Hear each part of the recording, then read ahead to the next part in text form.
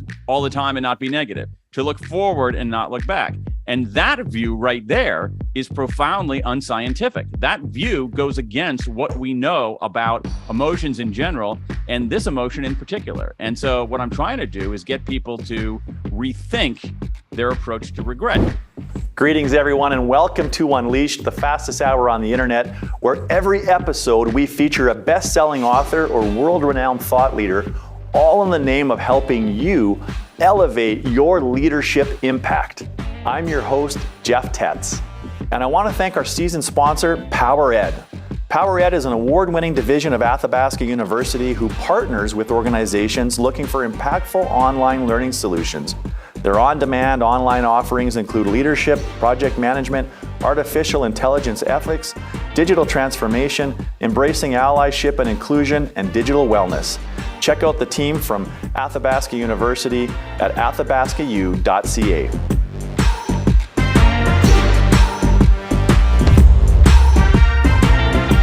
My guest today is Dan Pink. Daniel H. Pink is the author of 5 New York Times bestsellers, including his latest, The Power of Regret, How Looking Backward Moves Us Forward. His other books include the New York Times bestsellers When and A Whole New Mind, as well as the #1 New York Times bestsellers Drive and To Sell is Human. Drive is one of the most recommended books that I have when people ask me something they should read. Dan's books have won multiple awards and have been translated into 42 languages and have sold millions of copies around the world. He lives in Washington, D.C. with his family. Dan, welcome to Unleashed. Jeff, thank you for welcoming me to Unleashed. Yeah, I've been looking forward to this for a while, and I know I've been bugging you for about a year to come on the program, and I'm just so delighted that you said yes, and really looking forward to this conversation. And it's a good week to be doing it. It's kind of a week of firsts, so it's your first appearance on Unleashed, but it's also the first time, to my knowledge, that you've been on a cereal box. So you're on a box of Wheaties now. Congratulations. Yeah, that's just a gift from General Mills, so you're not going to be able to find it in the grocery stores of Alberta, but you can see it. Wait, where is it? You can see it back over here, above my shoulder, right over there. So it's not for mass consumption. No, there you go. See that? Yeah, you betcha. Glad you got it there. So, Dan, I first became aware of you about 8 years ago. So, long story short, I got stranded at the Calgary Stampede, and I had to take the bus home because my friend left me there for various reasons. And my business partner, I was looking for a book to ride on the bus home. It was about a 3.5-hour bus ride home. And he suggested that I take Drive from our company library. So that was my first indoctrination into your work. And to this day, 8 years later, Drive is one of the most important books I think I've ever read. It's probably the book I recommend. Wow. It's probably the book I recommend people read more than any other book, and I recommend a lot of books. And I say that because I've been a fan of your work for a long time. And the other part of it is I wanted just to say thank you, because your body of work is so impressive, and even more than that, it's really impactful. So thank you for everything that you've done. Hey, thanit's for that. Yeah, Thanks for that. This is what happens, listeners, when you go to the Calgary Stampede. Yeah, that's right. Bad things happen. You end up finding Calgary Stampede is really one of the best places to find reading recommendations I found. So fantastic. So you've said that you only want to write books. Stuck at the Calgary Stampede sounds like the title of a country song, doesn't it? Yeah, it does. Well, it probably is. Yeah, it probably is. I never let my friend forget it. Yeah. We celebrate the anniversary of that every year for sure. Nice. So, Dan, you've said that you only want to write books that you want to read. What made you want to write a book about the subject of regret? Yeah, well, it's a classic example of that, in that sense that I had regrets. I was at a point in my life where I had room to look back. All of us get there eventually, but I think most of us, it's a surprise. You suddenly at a point where you look back and you're like, wait a second, I got some mileage on me. You look back, and inevitably when we look back, we have things that we wish we had done. We had things we wish we hadn't done. We have things we wish we had done differently. And I was trying to make sense of that. And what I found is that when I started talking to people about this, that people wanted to talk about this subject much, much, much, much more than I would have expected. And so that took me on this journey to try to make sense of this misunderstood emotion. But the starting point really is that this is a book I wanted to read because I had regrets myself and I wanted to know what they meant and what to do with them. So if everybody wants to talk about them, and ironically, I saw a clip. It's an old interview of Anthony Hopkins, and he's talking about his career and his legacy. And he was asked if he had any regrets, and he said, no, not a single one.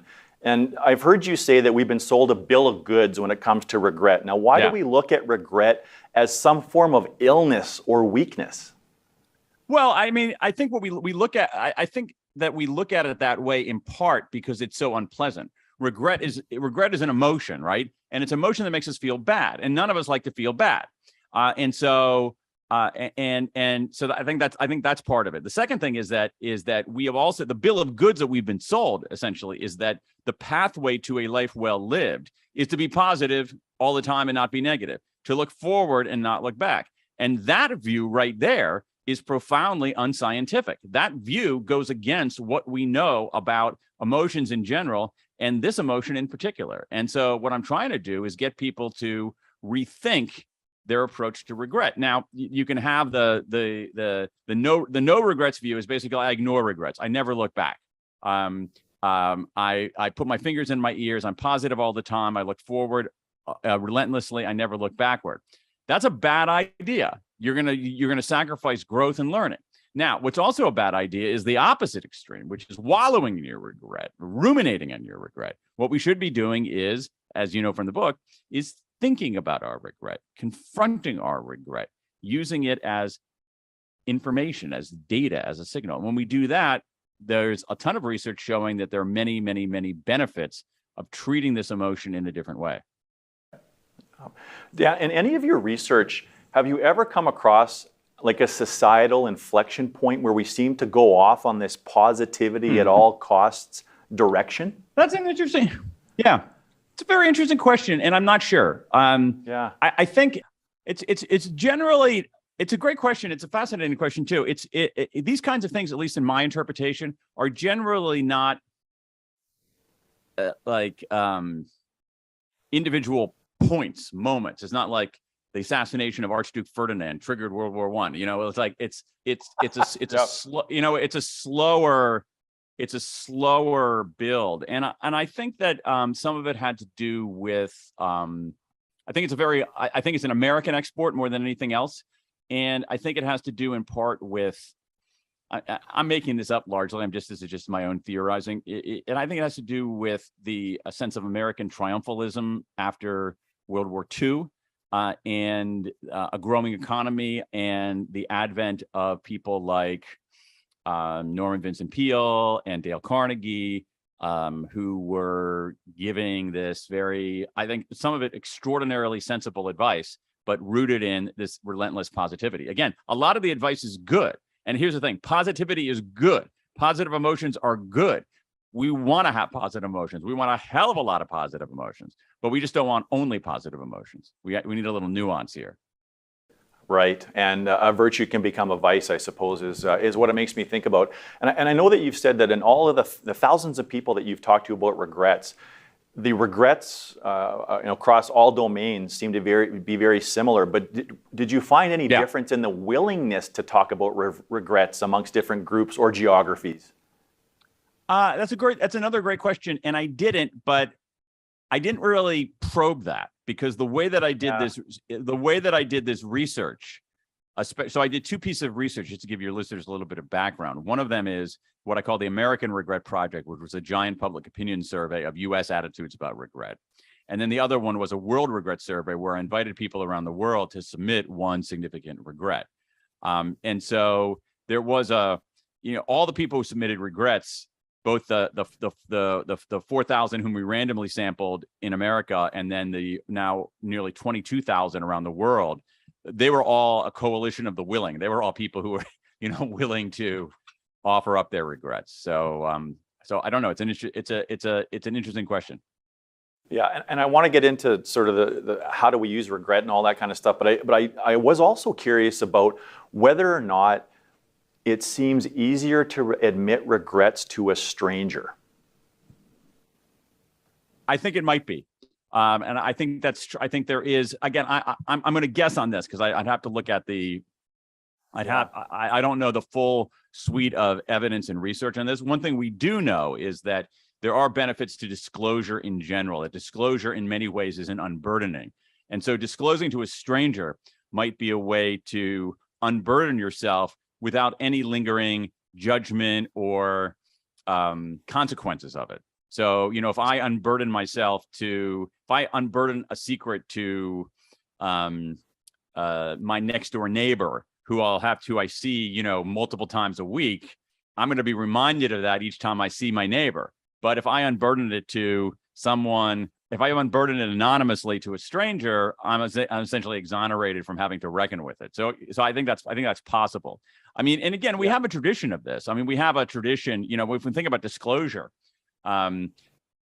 we can widen the lens a little bit and talk about how many of our religious traditions do a better job of dealing with negative, unpleasant emotions than our secular traditions do. So in Catholicism, there is a notion of there's sin and there's repentance, and there is a confessional.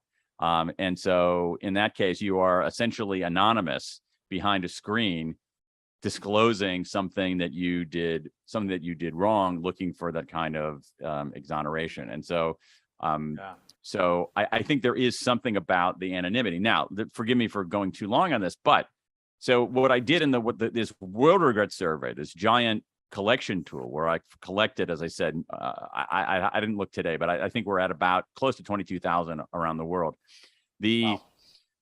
What we do, one of the things that's interesting about that is that I gave people anonymity there.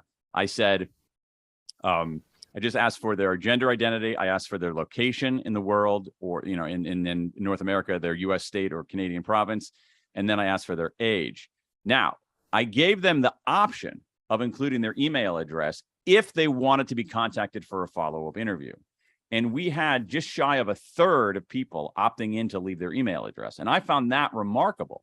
So what you had is all these people, tens of thousands of people, willing to share their big regret with a complete stranger. But then a not insignificant number of them, 7,000 or so, said, hey, complete stranger, let me give you my email address so you can talk to me about my big regret. So there is, I think, a much greater, I think there's a case in some ways of pluralistic ignorance. We say, well, I'm willing to talk about my regrets, but no one else wants to do that. When in fact, we should always, in these cases, we should extrapolate from our experiences and say, hey, if I want to talk about my regrets, then I think other people might want to talk about their regrets. And so I think there is anonymity is good for certain kinds of things, particularly things where people feel a sense of shame or guilt. But in general, people are much more willing to talk about it than I would have suspected. Well, for sure. And besides, or in addition to uncovering some thematic regrets, the other thing that really struck me in reading the stories in the book and then listening to you tell stories on other podcasts was that you gave license for people to talk about regrets, and they broke that door down and then some. But it almost seemed like it was a cathartic experience for people. Like, I thought it was really amazing. I'm like, why haven't they talked about this with somebody else before you came along with this amazing research study? I thought just really profound. So let's get. I think that's part of it. Let me tell you something else, since you're probing this, because I think it's a very interesting issue. Is that one of the things that happened to me that is very different from other, reporting that I've done on this kind of on various things, is that I would have a conversation with people about their regret, and as a consequence of that conversation, people would then go change their behavior. That is, I interviewed people in order to essentially hear and then capture their story. And that's fairly standard in what I do, right? So I interview someone, or multiple times, I try to sort of make sense of their story, capture their story, and then render their story. But very rarely does the conversation that I have with them fundamentally change the story. So what I had was that people were saying, God, I haven't talked about this exactly as you say, I haven't talked about this with anyone. I think I'm going to go do the X, Y, or Z. And they would email me and say, hey, guess what I did? And I'm thinking, no, please, don't do anything more. I've already written this. Well, it sounds like maybe there's a follow-up book or something to it. So that might be a key step. I wonder if that's a key step then. Talking about it is correlated to taking action. I wonder. Yeah. I think so, and I think that when we, but here there is evidence and I think that the way that it works is not only the unburdening or the catharsis. But I think that it's something, to me at least, which is even more intriguing, which is that emotions are abstract. Both positive and negative emotions are abstract, and those kind of that vaporous quality to emotions, that sort of ethereal, cloud-like notion, like how emotions feel. That's what makes positive emotions feel good. It's what makes negative emotions feel bad. And so when you take a negative emotion and you write about it or talk about it, you're converting it from abstract to concrete. You're converting it from this vaporous thing to concrete words. And that helps. I'm mixing metaphors a bit here, but that helps defang it. And that also helps people begin the sense making. Yeah, no, that makes a lot of sense. So Dan, what constitutes a regret? A regret is when we look back on something, that an action that we took or an action that we didn't take, and we wish we had done it differently or wish we had done a different thing, and we feel bad about it. And it's the kind of thing, it's an and I think what's significant about it is that if you think about all the decisions that we make in a day, think about all the decisions you made yesterday, you probably don't even remember most of them. Right. And so we make all kinds of decisions. We take all kinds of actions every single day. But there are a few that we not only remember, but then make us feel bad. All right. And so that's a very strong signal. So if you have a decision or an indecision from a year ago or 5 years ago or 10 years ago, and you still feel, if you remember it, that's amazing in itself. But if you remember it and feel bad about it, that's telling you something. And that's what regret is. It's telling us something. Right, and we have agency over it. And you've alluded to some of the ways. Well, that's important too. Yeah. And so you've alluded to it already in this conversation, but just to clarify it, what are some of the main ways that regret is helpful for us? Well, it's helpful if first of all, we have to deal with it properly, not ignore it, not wallow in it, but confront it.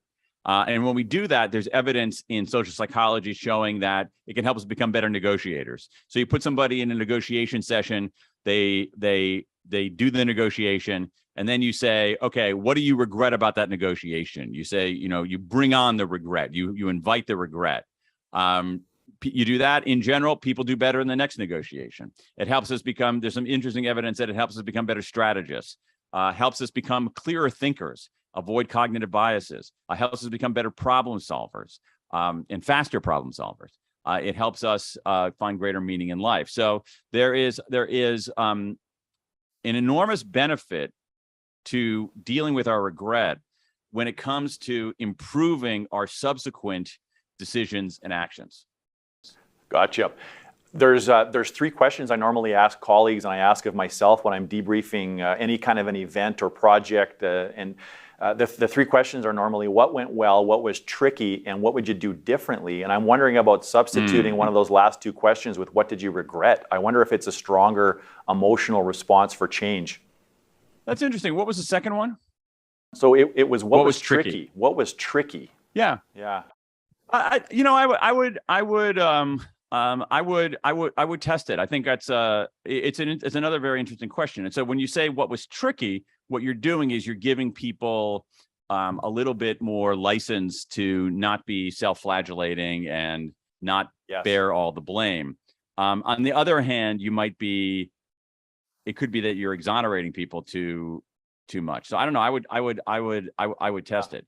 I mean, I do think that in general, and I've seen this is exciting I've gotten emails from companies and other organizations where bosses are going to their teams and saying, hey, let me tell you about a regret that I have. Let me tell you what I learned from it. And let me tell you what I'm going to do about it. And that, I think that approach is very, very similar to what you're talking about. It's like, let's talk about it. I'm going to tell you about my regret, because what that's going to do is that's going to role model the fact that we shouldn't stigmatize regrets. But I'm not just going to leave it there. I'm going to tell you what lesson I learned from it. And then we're not going to leave it there too, because just having a lesson isn't enough. You want to have an action. And now I'm going to tell you what I'm going to do about it. And I think that that's very similar to what you're talking about. Yeah, and no, that makes a ton of sense.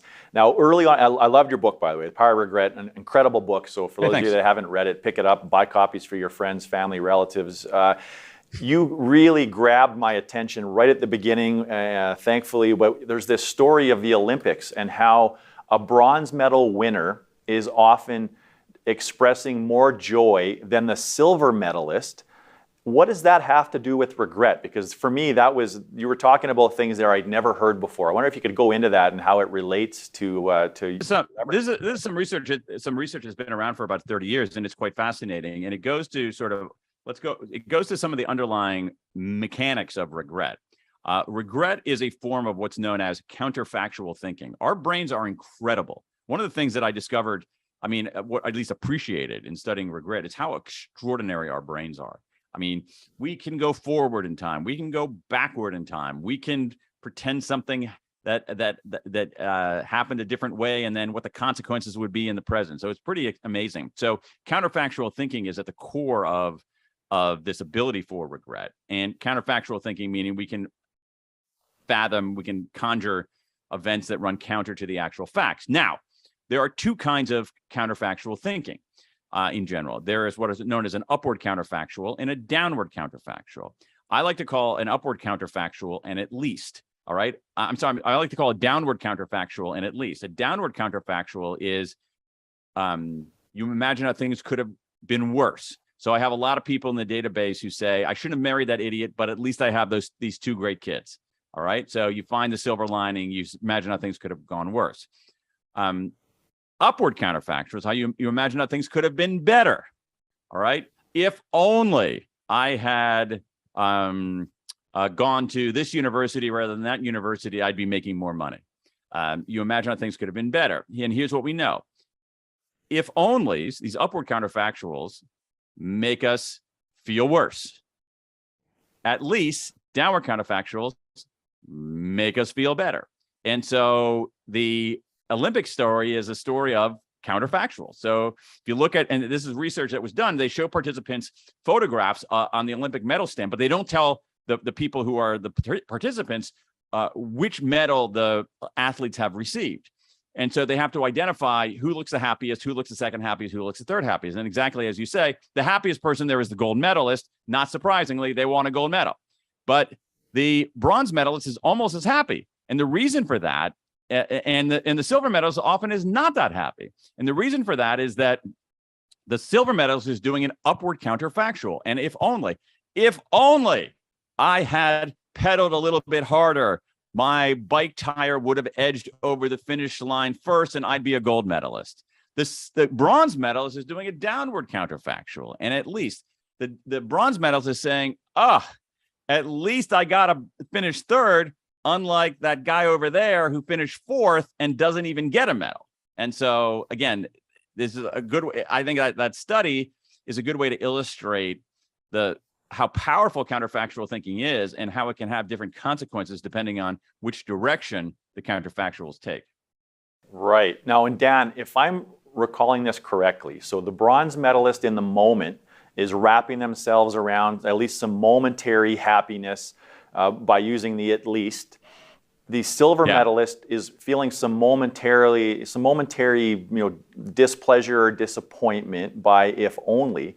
But if I understand it correctly, in the long run, the silver medalist that felt more negative in the moment was better off.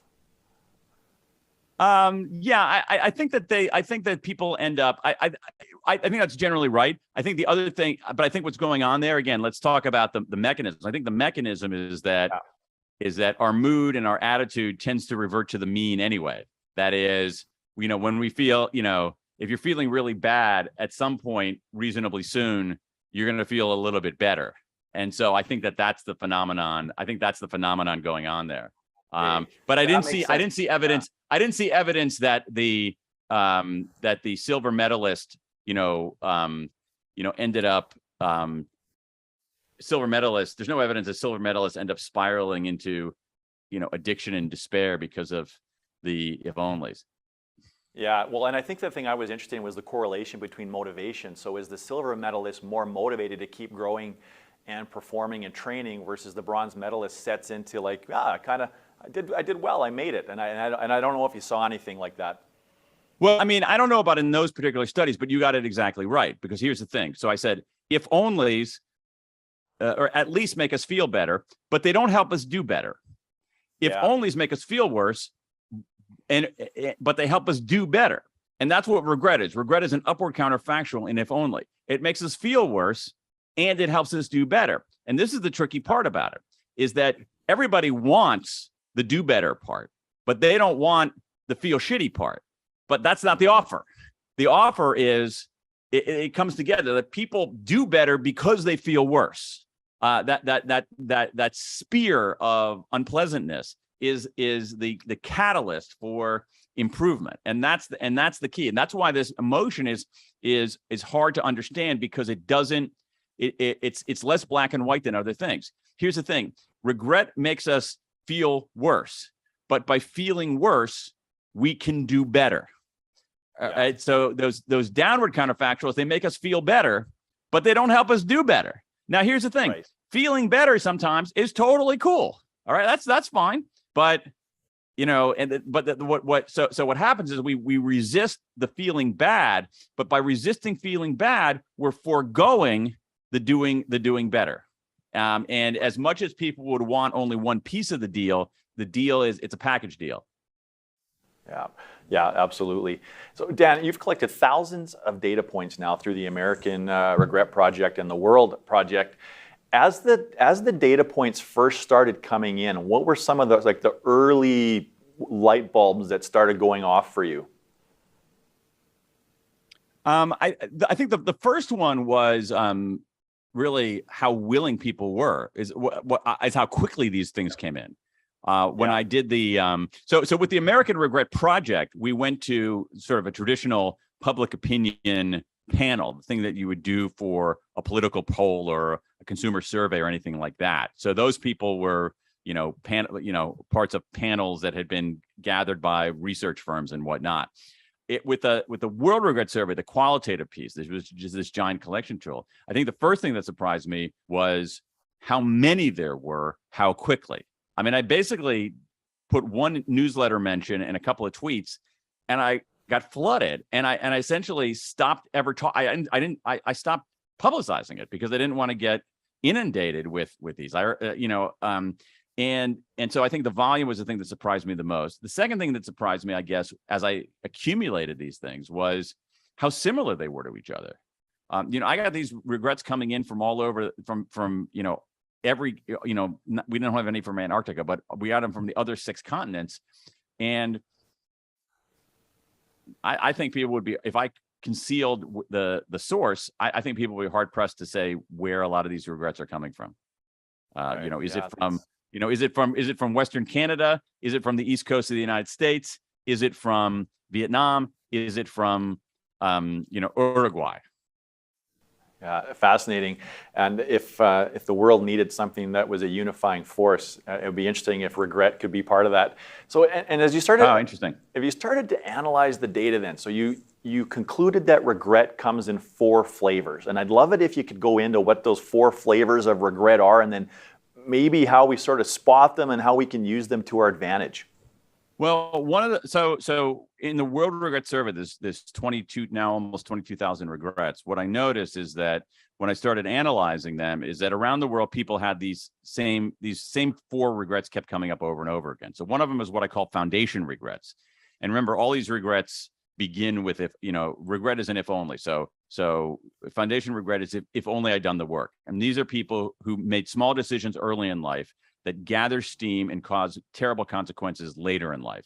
I spent too much and saved too little. I didn't exercise enough. I didn't eat right. I didn't work hard enough in university. I didn't go to university because I didn't work hard enough in secondary school.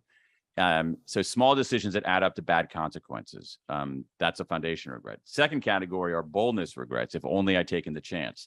These are people who regret not speaking up, not traveling, not asking somebody out on a date, not starting a business. So it's basically people had a choice between playing it safe and taking a shot.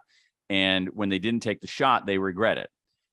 Third category, moral regrets. If only I'd done the right thing. Again, you're at this juncture. You can take the high road. You can take the low road. And when people take the low road, a lot of us, most of us, I'm convinced, end up regretting it. So that's moral regrets. And finally, our connection regrets, which is if only I'd reached out. And these are regrets about all the relationships in our lives. And when they come apart or never really cohere and we don't do anything, that's a source of deep regret. Right. And is the way that we leverage this and take action then different depending on what regret it is? Or is there a sort of a common way that— Not necessarily. Not necessarily. Yeah. I mean, I think what we want to do with, I mean, again, it's what we want to do with any kind of regret. I like, if you pick any of those regrets from those categories, the way that one would work through it is relatively similar. There's going to be some difference between an action and an inaction regret. So if you have, but again, inaction regrets outnumber action regrets. So if you have a regret, say about bullying, all right. So one thing that you could do is you could try to reach out to the people you bullied and apologize, which many people have done.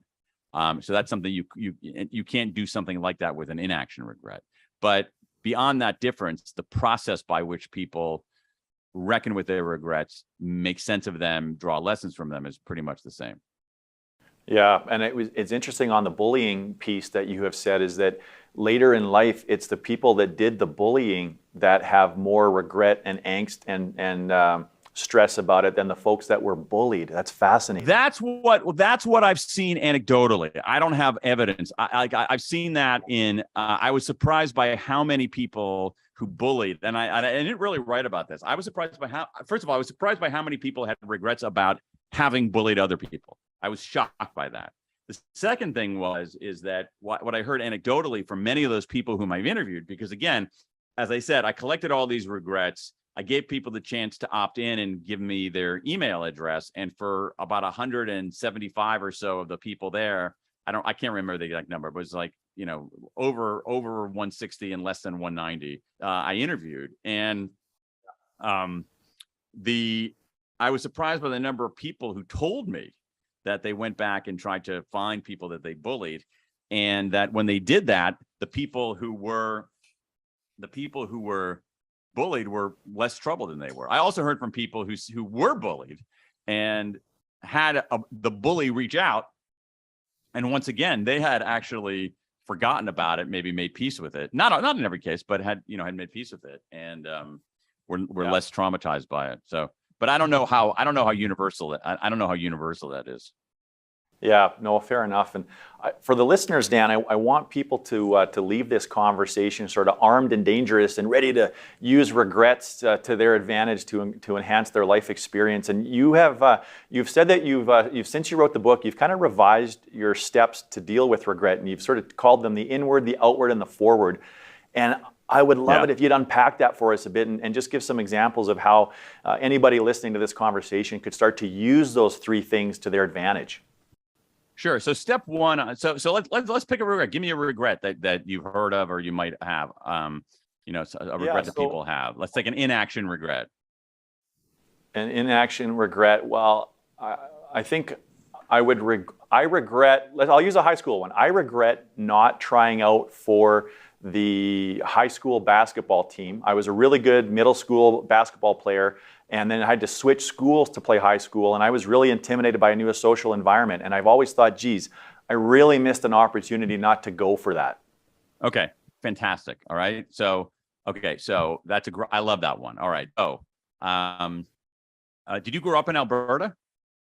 I did. Yeah. Edmonton. Okay. Fort Saskatchewan. Okay. Actually, yeah. Okay. Well, all right. Got it. I didn't know that basketball was that big in that part of Canada. I know basketball is huge in Ontario, but maybe it, and it's a growing sport, but I was tall and lanky. So I played hockey, football, and basketball. Those were my sports. Okay. Rock and roll. Okay. So let's talk about Jeff's basketball regret. Fantastic. Okay. So here we go. So the first thing to do is, and let's say it's bugging you more than it probably is. All right. So the first step is inward. All right. How do you think about that? How do you frame that regret and yourself? A lot of times when people have a regret, a mistake, they engage in, all of us engage in self-talk. That is, we talk to ourselves silently. And a lot of times in the face of these kinds of missteps and mistakes, our self-talk is cruel. So you might say, oh, I'm such a freaking idiot. I can't believe that I did that. I'm such a wimp. And just really excoriate yourself. I can't believe I didn't step up and try out. I always do that.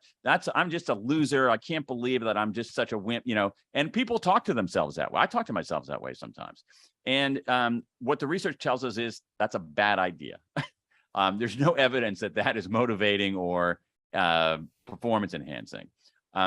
Instead, what you should be doing in this case is treat yourself with kindness rather than contempt. So if you think about, like, if someone else came to you with that regret, would you say to them, "Oh, you idiot, you're a moron, you're a total wimp"? No, you would say, "Oh man, I empathize with that. Yeah, that's tough. Yeah, but again, you were 17 or 16, and and so treat yourself with kindness rather than contempt. Recognize that your regrets are part of the human condition. So, for instance, in my database, I got a lot of regrets like that, Jeff. No joke. There's somebody in the book.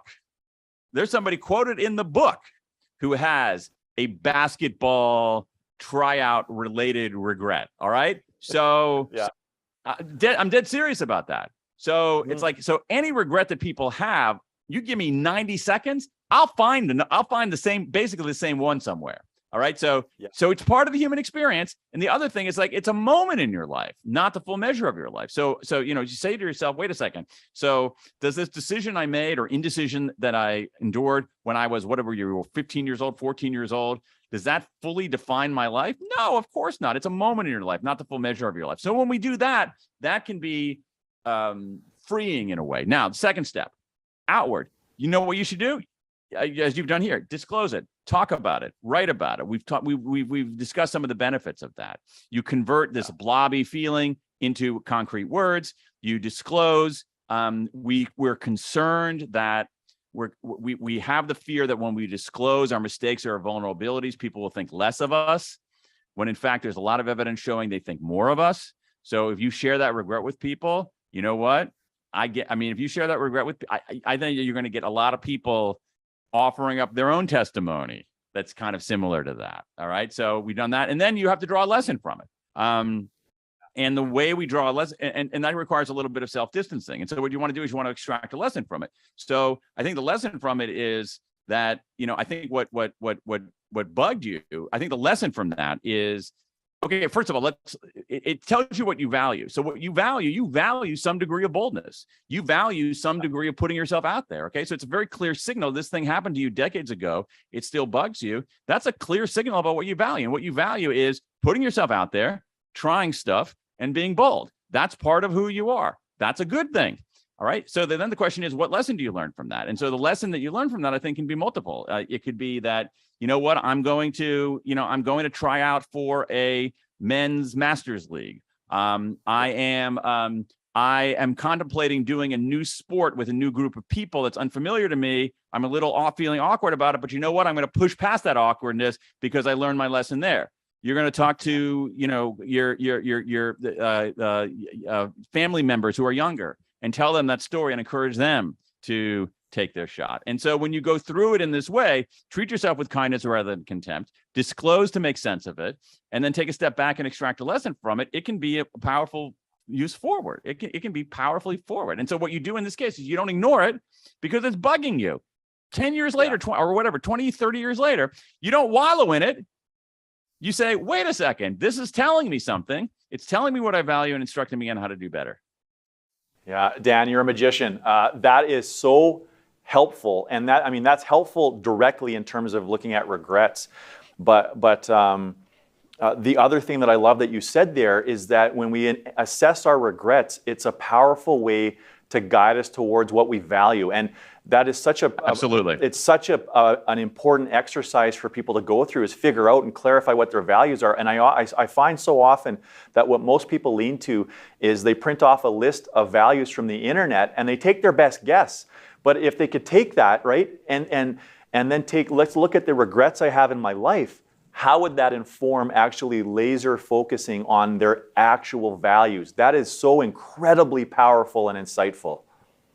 Well, thank you. And Wow. and again, this is central in why regret is such an important emotion to think about, talk about, to write about, to research.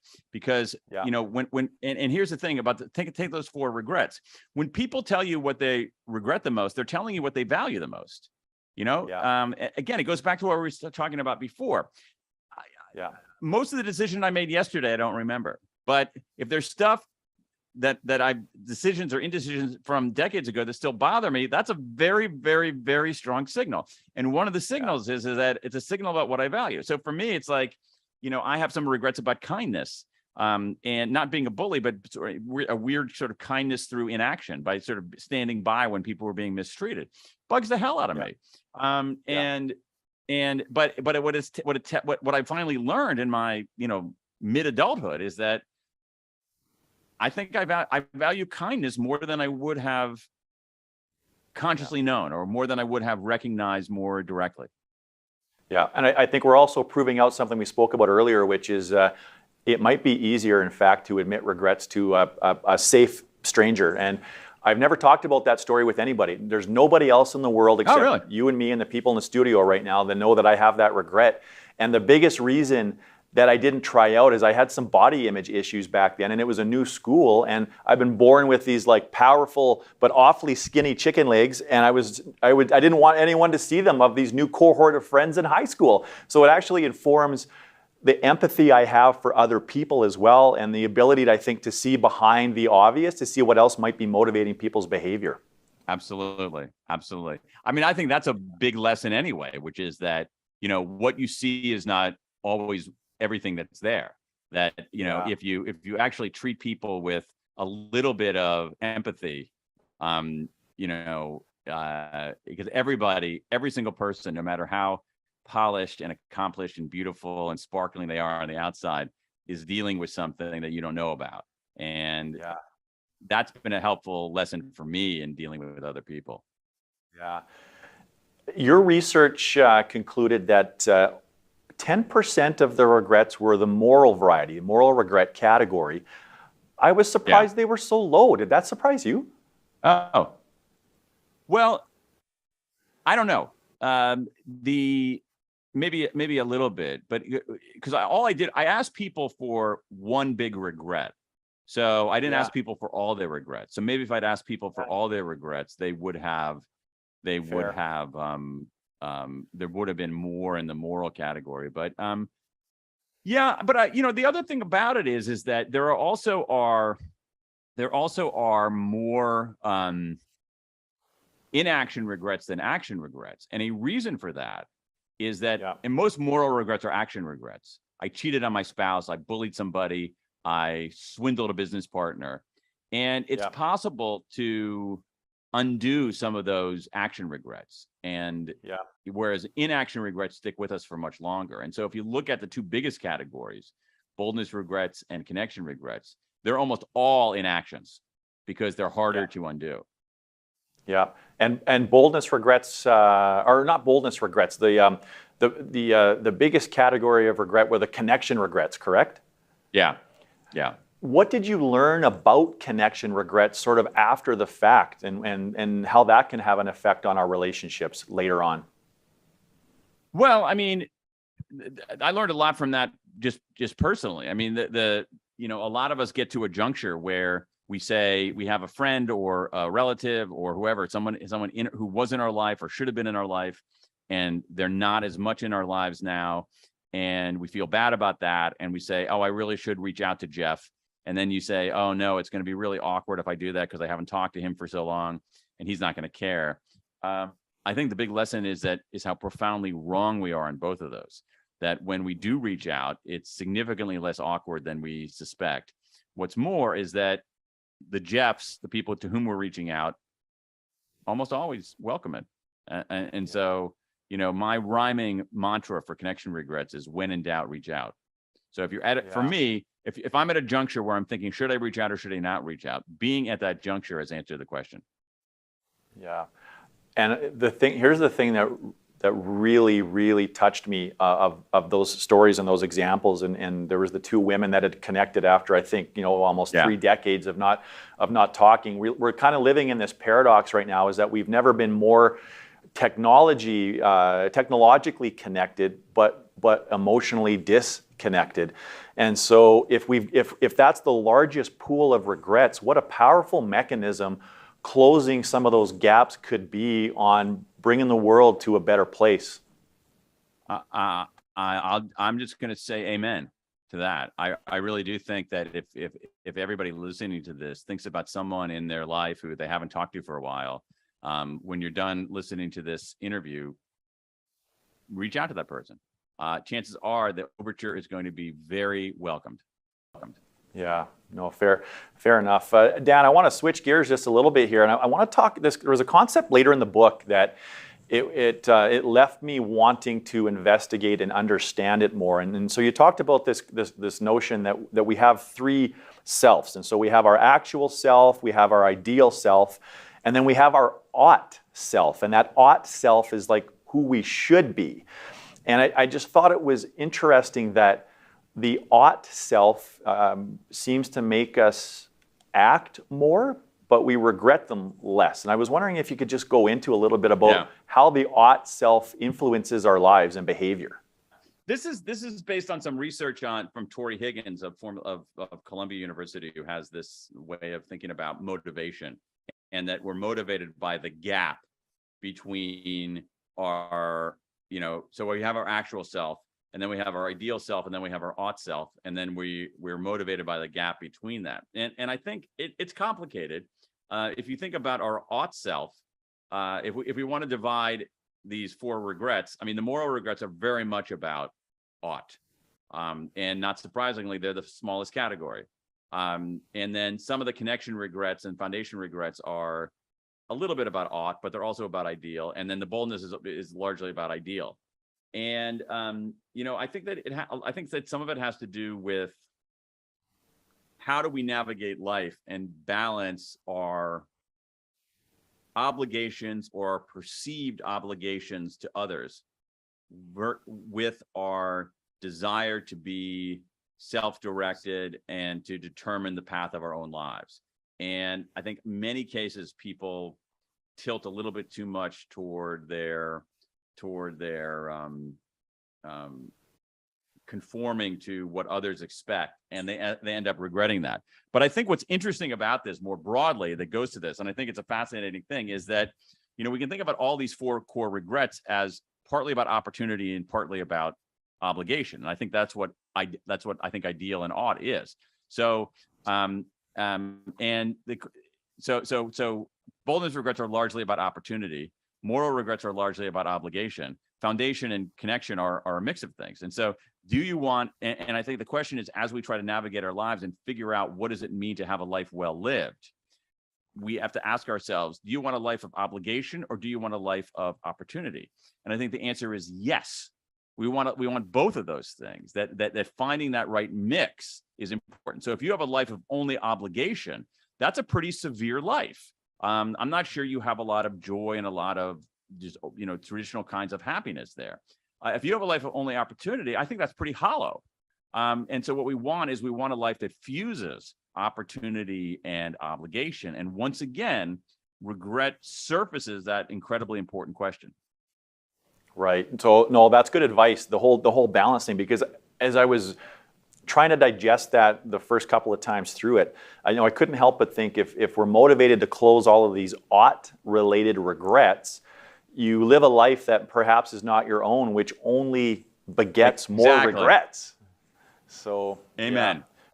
Yeah. Amen. Now, that said, we do want, but here's the thing: if we're only pursuing opportunity, I think that's ultimately hollow, because one of the things that give life its meaning is fulfilling our obligations to others, fulfilling our obligations to the people we love, fulfilling our obligations to our community. I mean, so there are people, I think it's pretty interesting. There weren't that many, but there were enough for me to notice. There were people who, in my sample, Americans, all Americans, not any other nationality, who had moral regrets about not having served in the military. And what it was an ought. Their ought selves said, I'm somebody who's patriotic. I'm somebody who serves my country. I'm someone who fulfills my obligations as a citizen, and I failed on that. And so, our lives are a mix of obligation and opportunity, and finding that right balance is important.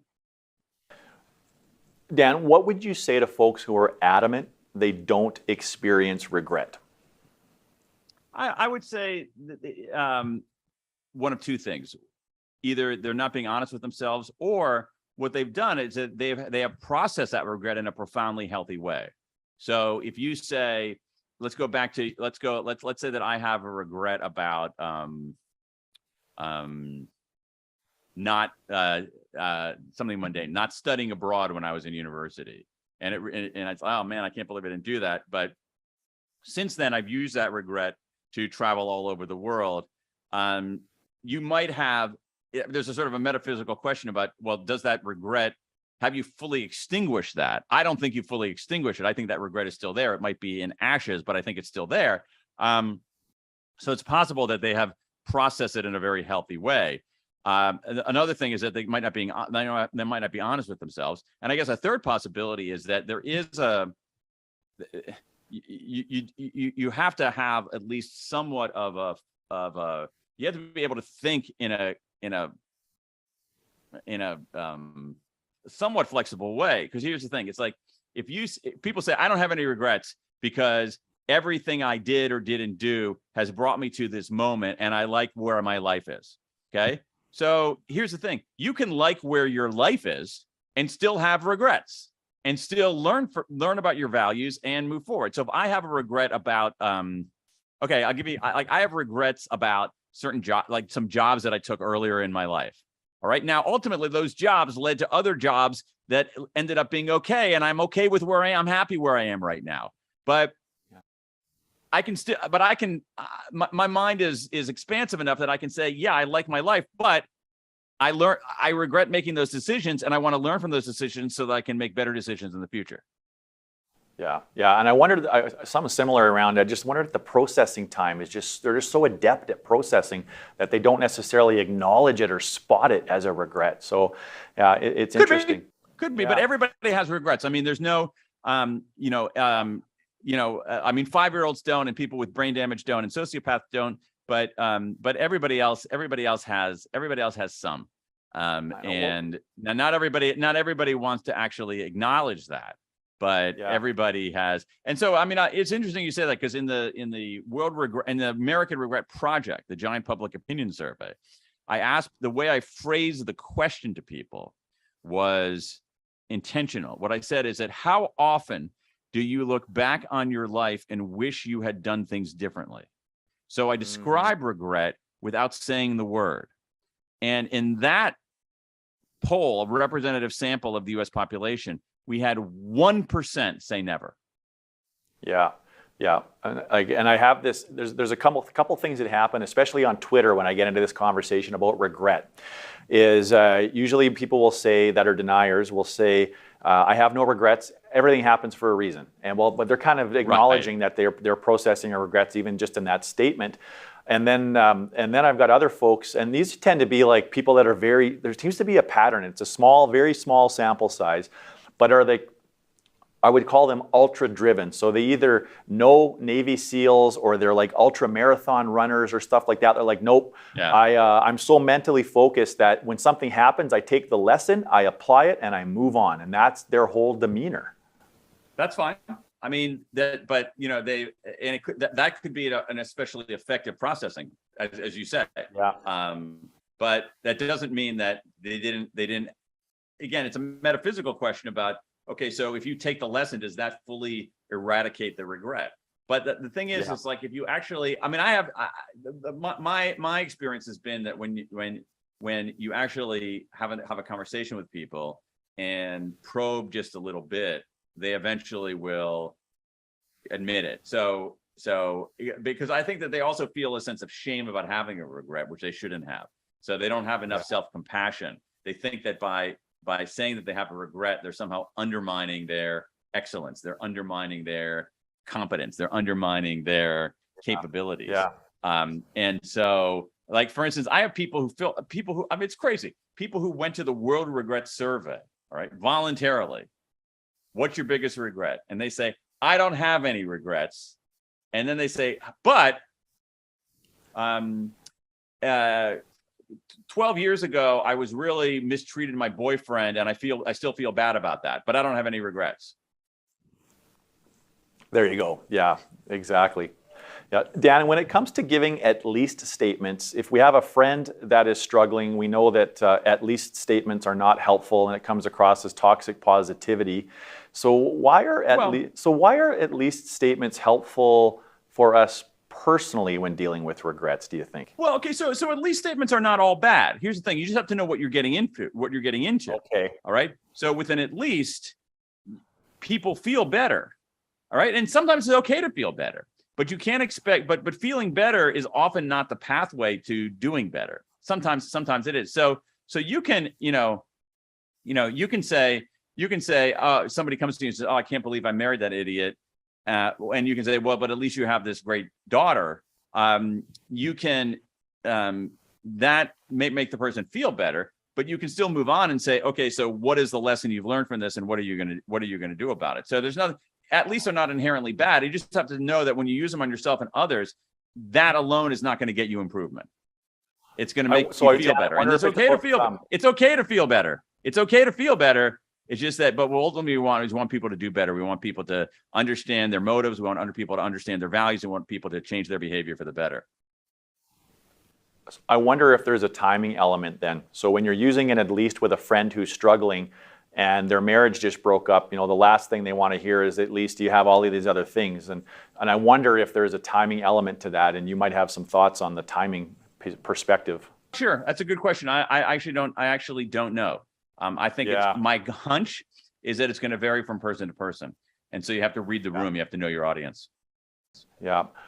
What does it mean for a person if they fail to learn from their regrets? Well, I mean, I think what it means is that they haven't gone through the process correctly or at all. But I think and I think it's usually not their fault entirely. It's usually the fact that they just don't know how to do it. And so the more that all of us who have a better sense of how to do it can coach other people on how to go through the process, I think, that's a way to be of service to the world. Yeah. I used to, without knowing it, when I coached hockey, I would use anticipatory regrets as a way to galvanize motivation. So we would, before a big game, we would oftentimes visualize and talk about, imagine the game is over. And I've heard professional coaches talk about this. And you didn't give your best effort, or you didn't put a teammate first, or you didn't keep a positive attitude, and we lose the game. But you say there's some danger with anticipatory regrets. What are they? Well, it depends. So anticipating your regrets can sometimes lead us to more risk-averse behavior. Like, I think that the thing that you're talking about there is pretty healthy. But so when we think about, I mean, the classic example is taking a multiple choice test and changing your answer on the multiple choice test. So what happens is that you're motoring along on a multiple choice test. You're on number 13 and you think it's A. And then when you get a little further along in the test, you say, wait a second, I think the answer to 13 is actually D, not A. Should you change your answer? And there's a lot of research on this. And what the research tells us is that, yeah, you should change your answer. People are more likely to change from a wrong answer to a right answer. But people don't do that. Why? Because they anticipate the regret of switching to a wrong answer. And that anticipated regret is so painful that they say, you know what, I'm not going to do it. I'm just going to stick with this answer, because if I switch from A and it turns out that A is the right answer, I'm really going to regret it. And it's harder for them to visualize just sticking with the wrong answer and missing the question because of that. So sometimes anticipated regret causes us to become more risk averse. Sometimes we overstate how much regret we're going to experience in advance, and that steers us away from things. So, but I think that your method is not bad. The other thing is there's some other interesting research from what's her name, Gabrielle Ottingen, about, one thing to do in that case is to envision not only the outcome, but to envision the obstacles that are going to get in the way, and then envision how you're going to get past them. So let's say that, okay, so what are the obstacles we're going to face to winning this game? All right, so that other team has this giant defenseman who is very hard to get around, and will check us into the boards and inflict a lot of pain.